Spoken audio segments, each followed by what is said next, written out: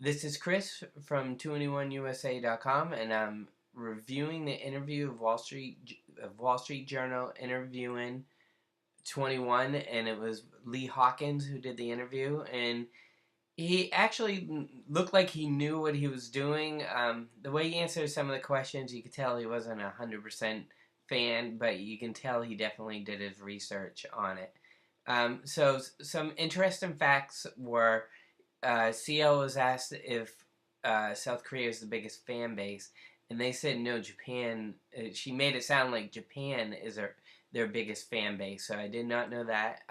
CL said she designed the shirts for the concert at New Jersey. They didn't have any on sale, and this video was taken during when I think they were in New York, probably right after the New Jersey concert. But they're just uploading it now, and Dara looked really tired in it. She kept heavily blinking her eyes in it. And the interview was pretty much just CL. The other ones kind of introduced their names, but it was pretty much just CL. And of course, she says, you know a lot. We've seen that before. And CL was cracking me up because I don't think it was in America, but someone came up to her and they're like, "You're the girl in the Adidas commercial." And so it was weird for her to be known for the Adidas commercial, but not for being in 21.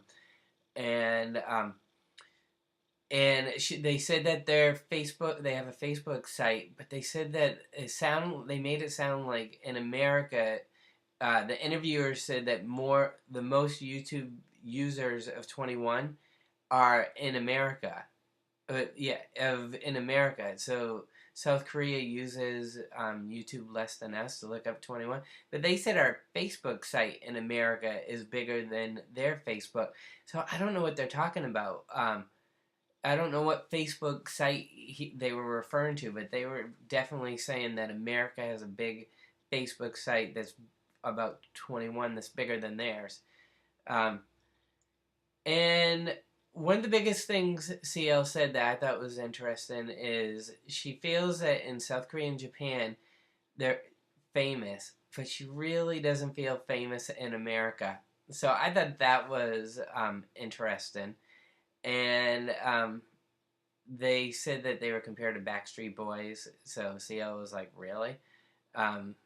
We know that Destiny's Child they're compared to and Spice Girls, but they never heard Backstreet Boys. And they said no group really inspired them because there's 4 people so unique.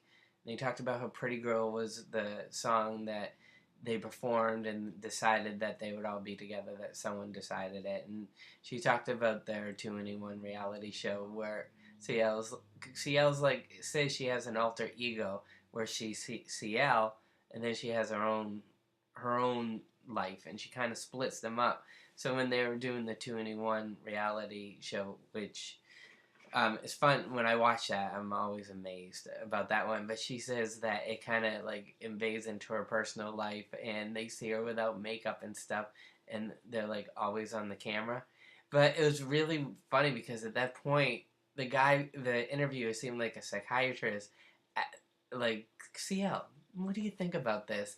And it was like, what's going on here? It was almost 20-minute interview. In the end, it was a good interview. I sat there for 20 minutes straight. The second it came up on my screen, I sat there and watched it. It was a good interview. And so I'll put a link below. But those are my thoughts. I hope you get to watch it and you get to get your thoughts too. It's Chris from 2anyoneusa.com. There's a lot here. There's many websites that you can go to. kpopusa.net. K-pop Reactions is a good one. A lot of people like that one. And video K-pop. If you're just looking for some videos, I picked some that I like.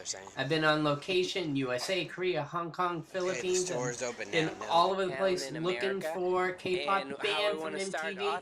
You find interviews, reviews, and you have me as your feature vlogger, and you got Miss C also. Enjoy.